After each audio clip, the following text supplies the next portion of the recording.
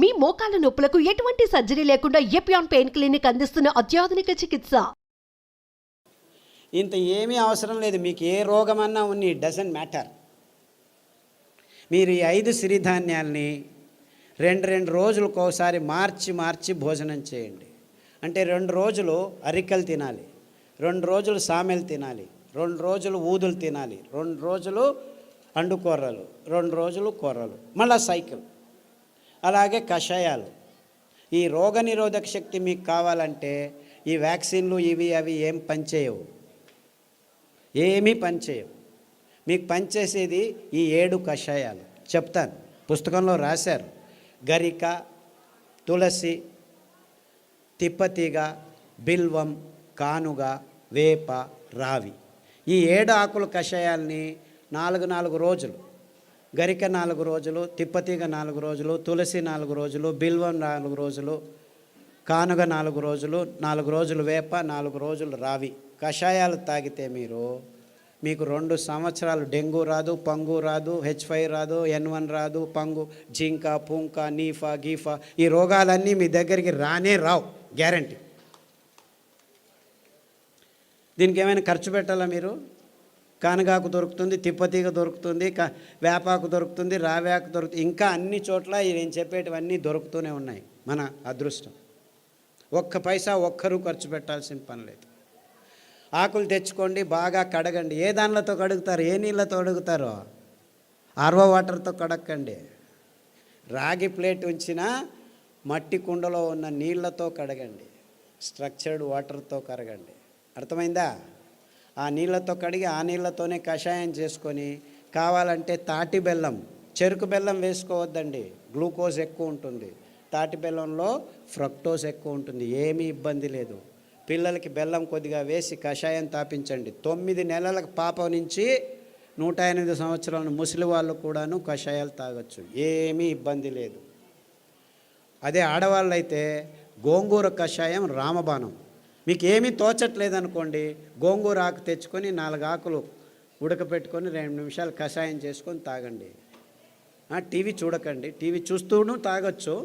గోంగూర కషాయం అయితే మీకు టీవీ చూడకుండా చేస్తుంది. మీకు ప్రజ్ఞ ఎక్కువ అవుతుంది, రోగనిరోధక శక్తి ఎక్కువ అవుతుంది, అద్భుతమైన రక్తహీనత నుంచి దూరంగా చేసేదానికి వీలవుతుంది, వైట్ డిశ్చార్జ్ తక్కువ అవుతుంది. ఇలాంటి మీ సమస్యలన్నీ 99% గోంగూర కషాయంతో మాయమైపోతాయి. సో వారానికి 2 రోజులు, లేకపోతే 2 వారాలు గోంగూర కషాయం, 2 వారాలు కొత్తిమీర కషాయము, 2 వారాలు రావి ఆకు కషాయం తాగితే చాలు, ఆడవాళ్ళకి ప్రాబ్లమ్స్ అన్నీ మాయమైపోవడం మొదలుపెడతాయి. ఇంత సింపుల్గా ఉంది విషయం. ఇన్ఫ్యాక్ట్ ఇంత సింపుల్గా ఉందని నేను చెప్పేది ఎవరు నమ్మరు. మొదలు అందరూ అలాగనే వాళ్ళు. ఒక డాక్టర్ లేచి నేను 2 గంటలు లెక్చర్ ఇచ్చిన తర్వాత, ఓ ఈజ్ దట్ సో సింపుల్ అన్నాడు.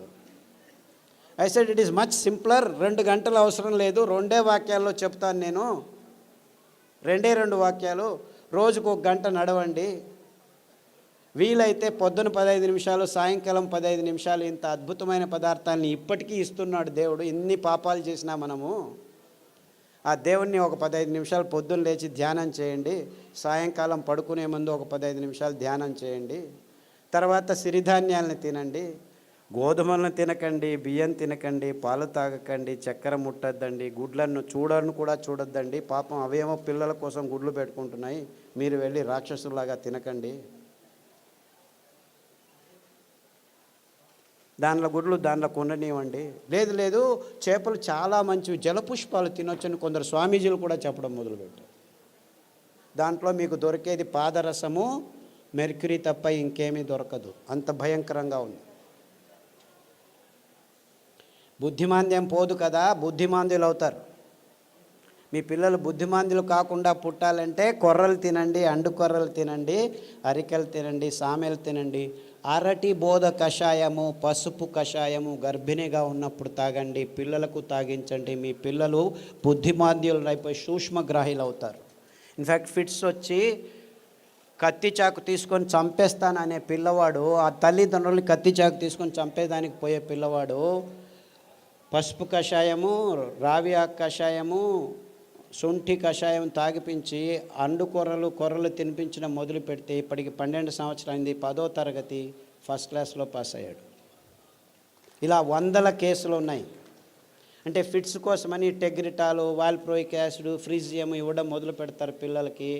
ఆ మందులు తీసుకుంటూ పిల్లలు బుద్ధిమాంద్యులు అయిపోతారు. ఫిట్స్ రావు అని చెప్తారు, అయినా వస్తూనే ఉంటాయన్నమాట.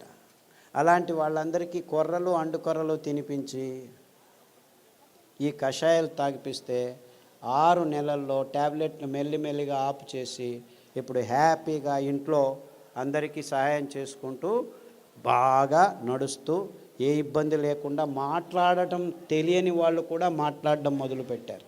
అది 15 సంవత్సరాలు 20 సంవత్సరాల తర్వాత. అంతవరకు మాటలు అనేది తెలియని పిల్లలు కూడాను ఇప్పుడు మాటలు నేర్చుకుంటున్నారు.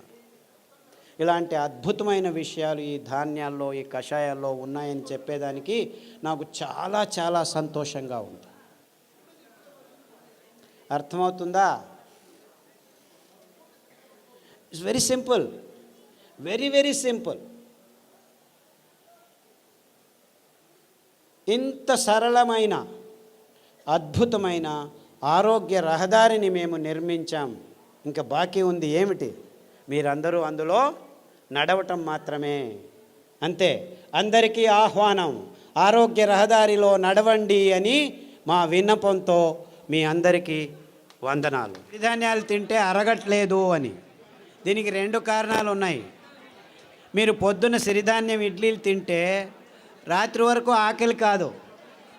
మీరు అనుకుంటున్నారు ఈ బియ్యం తిని 2 గంటలకే ఆకలి అవుతుంది కదా, సో అది బాగా అరుగుతుంది అనుకుంటున్నారు. అలా కాదు. ఇది సిరిధాన్యాలు తింటే మీకు ఎంత కావాలో అంత గ్లూకోజ్ అందుతూ ఉండటం వల్ల మీకు ఆకలి కాదు. అంటే అది జీర్ణం కావట్లేదని కాదు మీకు అర్థం. అందరికీ ప్రాబ్లం అది. అంతేకాకుండా మీరు సిరిధాన్యాల్ని బియ్యంలాగే కుక్కర్లో వేసి పుస్ అని 4 కూగులు కూగించేస్తే రాదనమాట. అది ఉడకదు. రాత్రి నానబెట్టి పొద్దున ఉడకబెట్టుకోవాలి. కనీసం 3 గంటల నుంచి 6 గంటలు నానబెట్టాలన్నమాట. నానబెట్టి వండితే ఆ ధాన్యం తింటే మీరు హ్యాపీగా ఫీల్ అవుతారు, ఆరోగ్యంగా ఉంటుంది. సిరిధాన్యాలు చిన్న పిల్లలు, 9 నెలల పిల్లలు కూడాను జీర్ణించుకోగలరు, ఏమీ ఇబ్బంది లేదు. కానీ మీరు వంట వండే విధానంలో మార్పు రావాలి. నానబెట్టి వంట చేయాలి. హలో సార్, మేము dialysis patient. Kidney infection. Hello, కిడ్నీలో చాలా రకాలైన ఇబ్బందులు ఉన్నాయి. ఒకటి, కిడ్నీలో రాళ్ళు రావటం, కిడ్నీ నుంచి యూరిక్ యాసిడ్ ఎక్కువ ఉండటం, క్రియాటినిన్ ఎక్కువ కావటం, డయాలసిస్కి పోవటం ఇలాంటివి. తర్వాత ప్రోటీన్లు ఎక్కువ కారటం, లావుగా ఉండిపోవడం, ముఖంలో వాపు రావటం, ఇవన్నీ కిడ్నీకి సంబంధించిన రోగాలు. కాలు కూడా ఇంత లావు నీళ్లు ఊరుకోవడం, ఇవన్నీ ఇబ్బందులకి చాలా సరళమైన పద్ధతి. అరికెలు 3 రోజులు, సామెలు 3 రోజులు గంజి రూపంలో తాగాలి. మార్చి 9 వారాల్లోనే మీకు ఈ ప్రాబ్లమ్స్ అన్నీ బాగవుతాయి. దానికి తోడు రణపాల ఆకు, పునర్నవ ఆకు, కొత్తిమీర ఆకు కషాయం వారం మార్చి తీసుకుంటే 9 వారాల్లో మీకు అంతా బాగవుతుంది. వీక్లో డయాలసిస్ 2 టైమ్స్ తగ్గిపోతూ వస్తుందమ్మా. ఇన్ఫ్యాక్ట్ చాలామంది డయాలసిస్ చేసుకున్న వాళ్ళు 1 సంవత్సరంలో డయాలసిస్ నుంచి దూరం కావచ్చు. Thank you sir. అండుకొర్రలు, బోధకాలు రోగం ఉన్న వాళ్ళు అండుకొర్రలు ఒక 3-4 సంవత్సరాలు తింటే బోధకాలు మెల్లిగా బాగవుతూ వస్తుంది. దానికి తోడు జామ ఆకు కషాయం, రావి ఆకు కషాయం, సాదాపాకు ఆకు కషాయం తాగాలి. బోధకాలు ఉన్న వాళ్ళకి అండుకొర్రలు 3 రోజులు, మిగిలిన ధాన్యాలు 4 ఒక్కొక్క రోజు తినాలి. సార్ నమస్కారం అండి. సార్ ఇక్కడ సార్ ఇటుపక్క సార్ చెప్పండి. సార్ నా భార్యకి 4 సంవత్సరాల నుంచి ఒక వ్యాధి ఉన్నదండి. ఆమె ఉదయం పూట సరిగా పండుకోదండి. రాత్రి పూట పడుకున్న తర్వాత మళ్ళీ తెల్లవారుజామున లేదండి. ఆ రాత్రి తెల్లవారుజామున అట్లా 2 రోజుల వరకు అలాగనే నిద్రపోతుందండి. లేస్తే తల తిరిగి వెంటనే మళ్ళీ కింద పడిపోతుందండి. ఈవెన్ పక్కన ఉన్న బాత్రూమ్ దగ్గర నుంచి మంచం దగ్గర రావడానికి కానీ తను నడిచే శక్తి లేక చిన్నపిల్లలాగా దొగ్గాడుకుంటూ వచ్చి మంచం మీద పడుకుంటుందండి. లేస్తే మళ్ళీ ఫుల్గా యాక్టివ్గా ఉంటుందండి. ఇది ఎందుకనేది అర్థం కాలేదండి. దీనికి వెర్రి నువ్వుల నూనె 2 వారాలు, నువ్వుల నూనె 2 వారాలు, ఉదయం లేచిన వెంటనే పడిగడుపున తాగించాలి. దానికి తోడు మారేడు ఆకుల కషాయం, బిల్వపత్రం కషాయం అంటారు. మారేడు బిల్వం రెండు ఒకటే. గరిక కషాయం, పసుపు కషాయం, సాదాపాకు కషాయం వారం వారం మార్చి తాగించండి. అండుకొర్రలు 3 రోజులు, మిగిలిన ధాన్యం ఒక్కొక్క రోజు. ఇలా తినిపిస్తే 6 వారాల్లోనే తేడా కనిపిస్తుంది. 6 weeks all that it takes. 6 నెలల్లో పూర్తిగా బాగవుతుంది. రక్తపు క్యాన్సరు, గర్భకోశం క్యాన్సరు, మెదడు క్యాన్సరు, ఎముకల క్యాన్సరు, ఇలా 14 రకాల క్యాన్సర్లు పుస్తకంలో పట్టీలో రాశారు. దాంట్లో ఉన్న ఆహారం, కషాయాలు వాడితే 6 వారాల్లోనే తేడా రావటం జరుగుతుంది. 6 నెలల్లో చాలా మటుకు మీకు గుణముఖులు అవుతారు. సార్ నాకు ఒట్టిగో డిజినెస్, తల తిరగడం, మళ్ళీ ఇది ఒకటి ఉంది సార్, ఇది బ్రెయిన్ కొంచెం. సాదాపాకు కషాయము, పసుపు కషాయము, అరటి బోధ కషాయము. తర్వాత ఈ వర్టిగో ఉన్నవాళ్ళు చాలామందికి ఈ తంబాకు అంటే పొగాకు, సిగరెట్లు కానీ ఈ లోపల నోట్లో పెట్టుకోవడం కానీ అలవాటు ఉన్న వాళ్ళకి ఈ వర్టిగో ఎక్కువగా ఉంటుంది. అంటే మీరు దాని నుంచి బయటపడాలంటే చేయాల్సింది కానుగ ఆకు కషాయం, చమురు ఆకు కషాయం, రావి ఆకు కషాయం. ఈ 3 కషాయాలని మార్చి తాగాలి. అరికలు, సామెలు ఎక్కువగా తినాలి. సార్ నమస్కారం sir. Prostate cancer, lung cancer. ఇప్పుడు ఏమైందంటే లంగ్లో క్యాన్సర్ వచ్చింది, రేడియోథెరపీ, కీమోథెరపీ తీసుకుంటారు, అక్కడికి ఆగదు, ప్రోస్టేట్కి వస్తుంది. ప్రోస్టేట్కి తీసుకుంటే ఎముకలకు వస్తుంది. అంటే ఇది క్యాన్సరు ఇక్కడుంది, అక్కడుంది, అక్కడ ఉంది అని కాదు. క్యాన్సర్ మొత్తం దేహంలో ఉంది, ఒక్కొక్కసారి ఒక్కొక్క చోట బయటపడుతుంది అని అది అర్థం చేసుకోవాలి. కాబట్టి అన్ని క్యాన్సర్లకు మూలం ఒకటే. అందువల్ల మీరు పారిజాతము, రావి ఆకు, జామాకు కషాయాలు అన్ని క్యాన్సర్లకు బేస్గా ఉండాలి. ఈ 5 ధాన్యాల్ని 2 రోజులు తినడం మొదలు పెట్టండి. 6 వారాల నుంచి 6 నెలల్లో మీకు గుణముఖుడవడం మొదలు పెడతారు. 2 సంవత్సరాల్లో పూర్తి క్యాన్సర్ మీ దేహం నుంచి బయటపడిపోతుంది. ఏమీ ఇబ్బందులు ఉండకుండా జరుగుతుంది. బ్రెయిన్ స్ట్రెంగ్తింగ్ చేసి అదే చెప్పాను కదా, సదాగా సాదాపాకు, పసుపు కషాయాలన్నీ ఈ నర దౌర్బల్యాలకి జరిగినదానికి. తర్వాత నువ్వుల నూనె, వెర్రి నువ్వుల నూనె తాగండి. ఐబిఎస్ పుస్తకంలో రాసాము. ఐబిఎస్, క్రాన్స్ డిసీజు, కొల్లైటిస్ ఇవన్నీను లిస్ట్ చేశాము. పుస్తకంలో పట్టీలో ఉంది, గమనించి వాడండి. నమస్కారం సార్. సార్ నమస్కారం సార్. సార్ పాలు కాకుండా పాల ఉత్పత్తులు, పెరుగు, మజ్జిగ.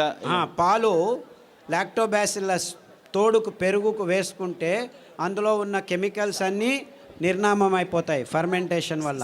అంతేకాకుండా మనకు పాలు, కొబ్బరి పాలు అతి అద్భుతమైన పాలు, అన్ని రోగాలను దూరం చేస్తాయి. నువ్వుల పాలు ఇంకా మంచిది, రాగి పాలు మంచిది. సో మనకు ఒక్క పాలు కాదు, కొబ్బరి పాలు అతి అద్భుతమైన పాలు. పిల్లల రోగాలన్నీ దూరం అయిపోతాయి. రోగనిరోధక శక్తి ఎక్కువ అవుతుంది, జీర్ణశక్తి బాగుంటుంది, మెదడు రోగాలు రాకుండా ఉంటాయి. సో మీరు పాలకు పర్యాయం అంటే చాలా పాలు ఉన్నాయి. కొబ్బరి పాలు, నువ్వుల పాలు, రాగుల పాలు, సజ్జల పాలు, ఇలా 4-5 రకాల పాలు. దానిలో నుంచి పెరుగు కూడా చేసుకోవచ్చు, ఏమీ ఇబ్బంది లేదు. సార్ నమస్కారం అండి. నా పేరు పూల రమణ సార్. ఈ పరిసర ప్రాంతాల్లో మాకు రాగిడి భూములు ఎక్కువ సార్. సో ఈ ప్రాంతంలో మేము ఎక్కువగా జొన్నలు పండిస్తుంటాం. జొన్నలు, రాగులు, సద్దలు పండిస్తుంటాం. వాటి గురించి కూడా మీరు కొంచెం దయచేసి వాటి వివరణ కూడా ఇవ్వాలి. పుస్తకంలో రాశారు తటస్థ ధాన్యాలని. ఎందుకు మీరు రాగులు, సజ్జలు, జొన్నలే ఇంకా పెంచుతున్నారంటే కారణం ఇంతే. ఇది చాలా టెక్నికల్ రీజను, ప్రాక్టికల్ రీజను. రాగులు, సజ్జలు, జొన్నలు నగ్న బీజాలు అంటారు. అంటే దానిల మీద కవచం ఉండదు. అంటే దాన్ని మీరు మిషన్కి తీసుకెళ్ళి డీహస్కింగ్ చేయాల్సిన పని లేదు. అందుకే